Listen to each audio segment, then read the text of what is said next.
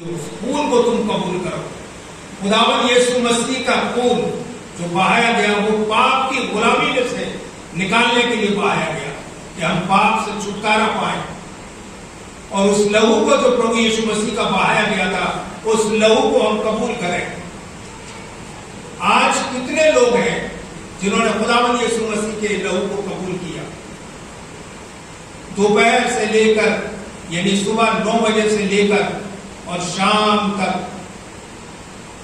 यीशु क्रूस पर रहा और 9 बजे से देश में अंधेरा छा गया। पूरे यरूशलेम में अंधेरा था और इस बात की तस्दीक होती है कि पूरे आधे विश्व में, आधे संसार में अंधेरा था।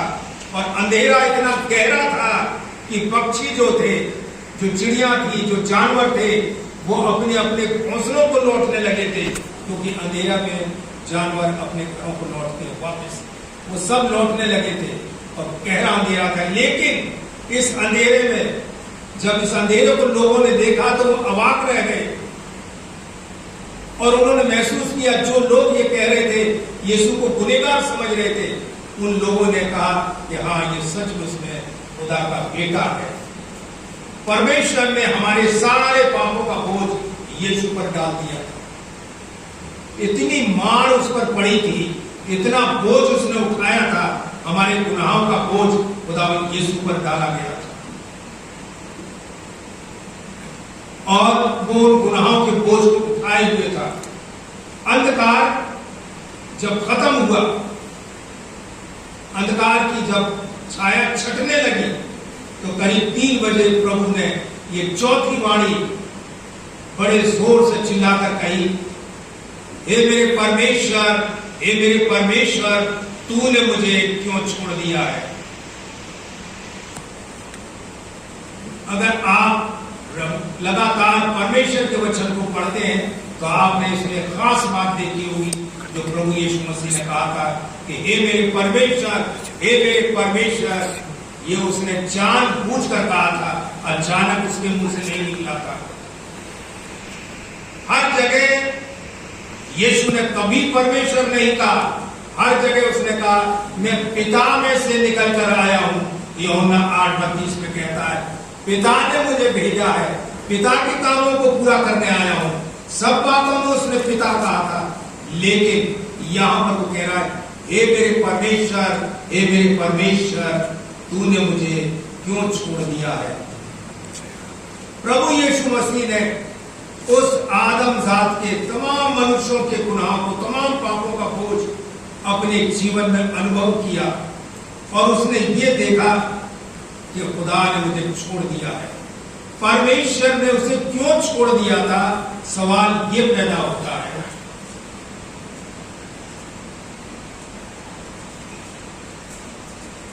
जब गुनाह और पवित्रता ये 2 चीजें हैं। परमेश्वर परम पवित्र है। पहला थिस्सलुनीकियों और उसका 4था अध्याय उसके 3रे पद में जो लिखा हुआ है कि जैसा तुम्हारा बुलाने वाला पवित्र है वैसा ही तुम भी पवित्र बनो।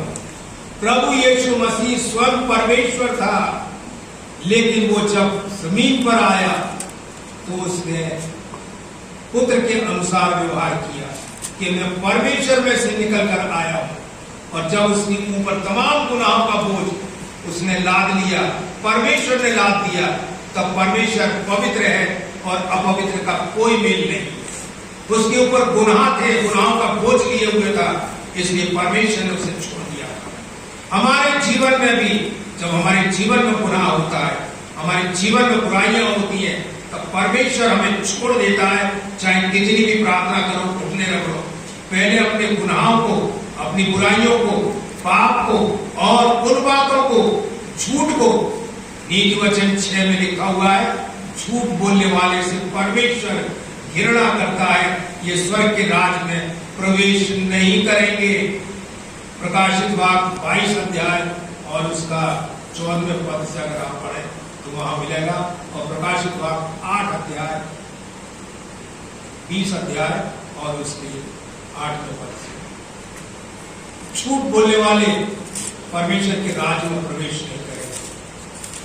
परमेश्वर ने उसे इसलिए छोड़ दिया था क्योंकि उसके पास गुनाहों का बोझ था। सारे गुनाहों को जो पैदा होने वाले हैं, जो पृथ्वी के अंत तक पैदा हुए हैं, रैप्चर से पहले तक, और जो पहले हुए, उन सब के गुनाहों का बोझ उसने उठाया। इसलिए परमेश्वर ने उसे छोड़ दिया था और इसीलिए उसने कहा था, हे मेरे परमेश्वर, हे मेरे परमेश्वर, तूने मुझे क्यों छोड़ दिया। हमने कभी दुआ में कहा, हे मेरे परमेश्वर, हे मेरे परमेश्वर, मैंने इतनी प्रार्थनाएं की है पर तूने मुझे क्यों छोड़ दिया, मेरी प्रार्थनाओं को क्यों नहीं तूने सुना। प्रभु यीशु मसीह, बाइबल में लिखा हुआ है कि हम सब के अधर्म का बोझ उसी के ऊपर लाद दिया गया। जो पाप से अज्ञात था उसी को उसने हमारे लिए पाप ठहराया। और ये लिखा हुआ 2 कुरिन्थियों 5:21 में, जो पाप से अज्ञात था, जिसमें कोई पाप नहीं था, उसको उसने हमारे लिए पाप ठहरा दिया। और इसीलिए परमेश्वर ने उसे छोड़ दिया था और तब उसने पिता कहना बंद किया और कहा, हे मेरे परमेश्वर, हे मेरे परमेश्वर। यानी पाप के संग हम अपने को परमेश्वर पिता नहीं कह सकते। जब हमारे अंदर पाप है तो हम पिता कहकर प्रार्थना नहीं कर सकते हैं। एक पापी का पिता से कोई संबंध नहीं है, बेटे का कोई संबंध नहीं है उसके साथ, क्योंकि वो पाप में है और पाप का अंगीकार उसने नहीं किया है, तो हम उसे पिता नहीं कह सकते। हम हे परमेश्वर कहकर उससे प्रार्थना तो कर सकते हैं, लेकिन पिता नहीं कह सकते। पिता वो उनका है। पहला यूहन्ना की सुसमाचार उसका पहला अध्याय उसके 12वें पद में यूं लिखा हुआ है कि जितनों ने उसे ग्रहण किया उसने उन्हें परमेश्वर की संतान होने का अधिकार दिया है। यानी हम लिपालक पुत्र बन जाते, गोद लिए हुए पुत्र बन जाते। उससे प्रेम करता है और आखिर में मैं देखता हूं तब उसका संबंध जो परमेश्वर से अलग हो गया था, जिसे यीशु सहन नहीं कर पाया, और उस सहन न करने के कारण वो चिल्लाया था जानबूझ करके, हे मेरे परमेश्वर, हे मेरे परमेश्वर, तूने मुझे क्यों छोड़ दिया। तो इसलिए जब पाप के साथ प्रभु यीशु मसीह का संबंध पिता से कट गया, तो हमारे साथ क्या संबंध बना हुआ है? अगर हमने अपने अपराधों को मान लिया है। नीति वचन 28 और उसके 13वें पद में जो लिखा हुआ है, पढ़िए पूरी।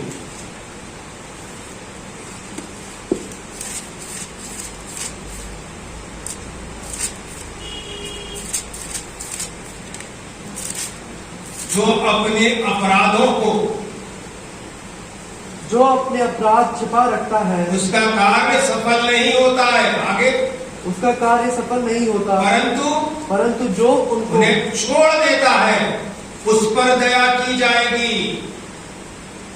जो उन्हें छोड़ देता है उस पर दया की जाएगी। बहुत दफा हम अपराधों को मान लेते हैं लेकिन छोड़ते नहीं है। जब अपराध छोड़ देते हैं तब परमेश्वर हमारा पिता बनता है। आज कितने लोग हैं, चाहे वो बिशप हो, चाहे कोई बड़ा पादरी हो, या डीएस हो, कोई रेवरेंड हो, चाहे डीकन हो, सबको इसका जवाब देना। बहुत लोग हैं जो बिना अपराधों की क्षमा लिए हुए सुसमाचार प्रचार कर रहे हैं। बहुत लोग हैं जिनसे इनका हिसाब लिया जाएगा। वचन कह रहा है उनसे हिसाब लिया जाएगा। पहला पत्रस उसका 4 अध्याय उसके 17वें पद में ऐसा लिखा हुआ है, जबकि न्याय का आरंभ हम ही से होगा तो उनका अंत क्या होगा जो परमेश्वर के सुसमाचार को नहीं मानते हैं। तो परमेश्वर हमसे प्रेम करता है। हमने उसके प्रेम में, हमने उसके दुखों को जो उसने हमारी जिंदगी के लिए, हमारे जीवन के लिए, हमारे सुख और शांति के लिए अपने आप को बलिदान कर दिया और कहा मैं चाहता हूं कि तुम्हारे लिए जगह तैयार कर दूं। प्रभु यीशु मसीह हमें उस जगह पर रखना चाहता है जिस जगह पर वो खुद है। संसार का न्याय होने वाला है और हम सबको यीशु के लिए तैयार रहना है कि हम प्रभु के सामने अपने जीवन को उसके सामने बलिदान करके चढ़ाएं, सारे अपराधों को गैर लूका रचित और उसका 11वां अध्याय और उसके 41वें पद में लिखा हुआ है, भीतर वाली वस्तुओं को दान कर दो तो सब कुछ तुम्हारे लिए शुद्ध हो जाएगा। हम भीतर वाली वस्तुओं को दान करना ही नहीं चाहते और हम अपने परमेश्वर से संबंध भी नहीं रखना चाहते। हम सुनते हैं, यहां से सुनते ही बाहर निकल के छोड़ के चले जाते हैं। शैतान कहता जा कहां रहे बेटा, अभी सुन लो, कोई बात नहीं, संबंध रखो, पीछे जाओ, लेकिन मेरे साथ बने रहो, अपराधों को छोड़ना नहीं। वो नहीं चाहता कि हम परमेश्वर के राज्य में प्रवेश किए जाएं। प्रभु यीशु मसीह प्रकाशित वाक्य 1:7 में कहता है, देख मैं शीघ्र आने वाला हूं, मैं शीघ्र आने वाला हूं। यीशु ने कहा था 4:15 में, मती मन फिराओ और सुसमाचार पर विश्वास करो। मन फिराने के लिए सुसमाचार दिया गया था कि मन फिराओ, लेकिन हमने मन नहीं फिराया। अगर हमने मन नहीं फिराया तो हम परमेश्वर के राज्य में कभी नहीं जा पाएंगे। हम दावा तो बहुत करते हैं कि हम अच्छे काम करते हैं, हमारे दान देने से हमारे लिए स्वर्ग नहीं खुलेगा। हमारे लिए स्वर्ग खुलेगा जब हम पाप से छुटकारा पा जाएंगे। लेकिन परमेश्वर चाहता है कि जब हम पाप से छुटकारा पा गए तो परमेश्वर को दान भी देने वाला बने। दान के लिए मनाही नहीं है, परमेश्वर चाहता है कि हम उसे दें, अपनी कमाई का 10वांश दें। और बहुत लोग हैं जो देते हैं, अपनी कमाई से बहुत लोगों को पालते भी हैं। कितने लोगों ने इस कोरोना के जब लॉकडाउन लगा था, हो सकता है कि कुंडले के बहुत लोगों ने बहुत से गरीबों को पाला होगा, उनके घर के चूल्हे जलवाए होंगे। तो ये परमेश्वर की निगाह में आशीष का है। परमेश्वर किसी चीज को मोहताज नहीं है, बल्कि वो हमारे हर काम को जो हम करते हैं उसका प्रतिफल हमें देता है। लेकिन इन कामों से हमें प्रतिफल तो मिलेगा, लेकिन हम स्वर्ग में नहीं जाएंगे। स्वर्ग में हम जब ही जाएंगे जब हम अपने आप को परमेश्वर के लिए पवित्र करेंगे, अपने आप को धुलवा लेंगे। जब हमारा परमेश्वर हमारे अपराधों को हमारे जीवन से धो देगा। भैया पढ़ना पहला यूहन्ना और उसका दूसरा अध्याय 3 पद से।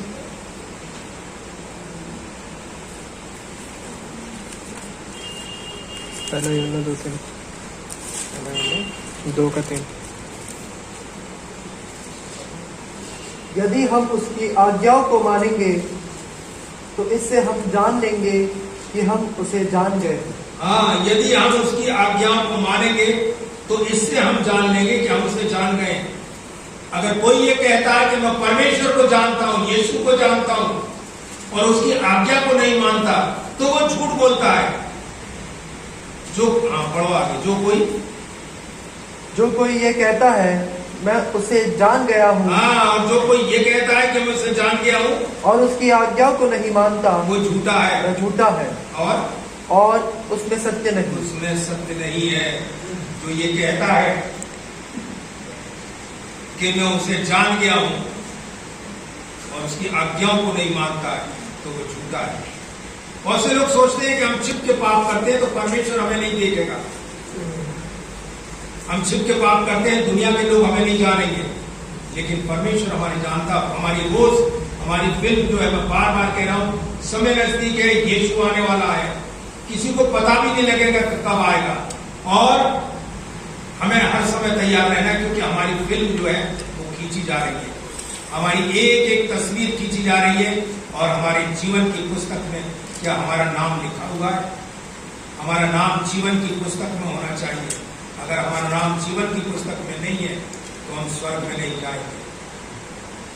हमारा न्याय किया जाएगा, हमारी वो फिल्म दिखाई जाएगी जो हमने अंधेरे में काम किए थे, वो सारी बातें परमेश्वर हमारे सामने लाएगा। इसमें 40 से ज्यादा उदाहरण है न्याय के।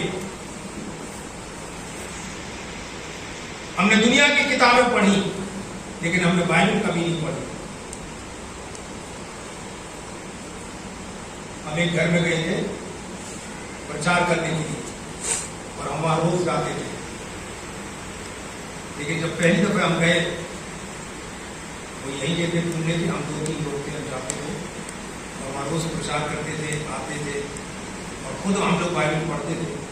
एक दिन हमने उनसे कहा कि आप अपनी बाइबल निकालिए और खुद पढ़िए, हम बताते हैं आपको कहाँ से पढ़नी है। उन्होंने बुलाया, अपने लड़के का नाम लिया, उन्होंने कहा कि वो बाइबल जो कानपुर से आए थे 15 साल पहले ट्रांसफर हुआ, कहाँ है? तो बोला कि तो बक्से में है शायद, तो बस आप 15 मिनट बाद तो वो बाइबल 15 साल की रखी हुई। तो क्या हमारे घरों में तो नहीं है ऐसा? तो बाइबल रखी हुई है, हम उसको पढ़ते ही नहीं। तब उन्होंने देखा कि यार ये तो बाइबल निकलवाते हैं। ये बहुत पुरानी बात है, 20 साल हो गए इस बात में। तब हम 2 आदमी जब जा रहे थे प्रचार करने के लिए, और हम ये पावर हाउस, रेलवे का जो पावर हाउस की इधर वाली सड़क पर चल गए, तो उनका घर काफी दूर था, जैसे यहाँ से दीपा का घर, लेकिन मैदान बिल्कुल साफ था, रोड साफ थी। उन्होंने हमें आते हुए देख लिया, तो उनकी पत्नी जो थी वो कूड़ा फेंकने जा रही थी, उन्होंने हमें देखा कि आ रहे हैं। शाम के 6 बजे का टाइम था, गर्मी के दिन थे। हम लोग दवा, उन्होंने ये नहीं मालूम था कि हमने उन्हें देख लिया। उन्होंने हमें तो देख लिया, क्योंकि हमें अंदाज ऐसे लगा कि हम उनके घर गए, उनके बच्चों ने निकल के कहा कि मम्मी घर में है नहीं। हम अपने बच्चों को सिखा देते हैं कि उसको बोलना, वो तो झूठ बोलते हैं और बच्चों को सिखा। तो परमेश्वर हमें पवित्र करना चाहता है कि तुम पवित्र बनो। भजन संहिता 32 उसके 1 पद में लिखा हुआ है, क्या ये धन्य वो पुरुष जिसका अपराध क्षमा किया गया और जिसका पाप ढांपा गया है। वो धन्य पुरुष है यदि हम पापों की क्षमा ले लें तो हमारा परमेश्वर हमारे अपराधों को हमारे जीवन से मिटा देगा। लिखा हुआ है यशायाह 38 उसके 17वें पद में कि मैंने तेरे अपराधों को अपनी पीठ के पीछे फेंक दिया। तो परमेश्वर हमसे अत्यंत प्रेम करता है और नहीं चाहता कि हममें से कोई नाश हो। इसलिए हम सब हर साल सुनते हैं, हम प्रभु यीशु मसीह के दुखों का वर्णन करें अपने जीवन में, कहें कि प्रभु हमारी दाढ़ी कोई नोचे तो हमें कैसा लगेगा, हमारे लिए तुमने कितना दुख उठाए, कितने कोड़े खाए, उसके हाथ बांध दिए गए थे और खुदावंद यीशु मसीह के ऊपर कोड़े लगाए जा रहे थे। क्या हम उनके लिए कभी रोए? हम कभी नहीं रोए।